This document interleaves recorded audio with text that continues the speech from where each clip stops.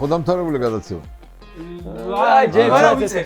მანამდე ვიდრე ზურაბ ჟვანია გარდაიცვლებოდა, ამერიკა ნინო ბურჯანაძე მეცხრე შეხვდეთ სასწრაფოდ. ვისაც თქვენთან საქმე დაუჭერია, ყველა რაღაც პრობლემებში ან იყო გახვეული, ან ეხლა არის. ანუ იქ რო გადამდგარიყო იმ შემთხვევაში მერაბიშვილი შეიძლება არ განვითარებულიყო გურგულიანის საქმე ასეთ სიმწვავით. ჩემი ინიციატივით გადარჩა.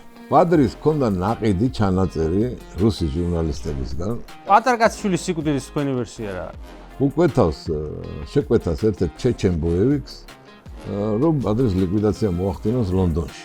ბერეზოვსკი მიდის, სტენოგრამას აკეთებს ინგლისურად ამ ჩანაწერის. საქართველოს ხო არ ტეხავდნენ მაგით და ბიძინას ხო არ უსუფთავებდნენ გზას. წარმოიდგინეთ დაცვის თანაშრომლები ურეკავენ პატარკაცშვილს და გელბახიანი გაგვეპარა. რა გაგეპარა? მაგ დროს ბიძინას ადიო.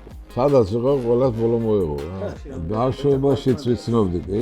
მე სახლი დაეწვათ, მაგას ხოხი ჰქონდათ ხის. ეხა ეს კითხვა ამ გადაცემაში როგორ არ დავსვათ? ბადრი პატარკაცშვილმა შესთავაზა ბიძინა ივანიშვილს გავრიერთიანდეთ მიშას წინააღმდეგ, მაგრამ ბიძინამ უარი უთხრა. თავარია ჩათლახი იპოვონ და იმაში ინვესტირებას გააკეთებენ. ის ვაღა დატოვონ საქართველოს მარტო ბიძინას ამარა, ეს გამორიცხულია. რატო გენდოთ სააკაშვილს? შემეცოდა როგორც ადამიანი. მე მიხშა სააკაშვილს შევხვდი კიევში. სააკაშვილს თუ ქონია რამეთ შესათვლელი ქართული ოცნებისთვის. მემუარებში ვალერი გელბახიანი არის რაღაცების კარგი დამლაგებელიო. დაულაგებდნენ პუტინთან ყველა პრობლემას თუ გადაიხდიდა $500 მილიონ.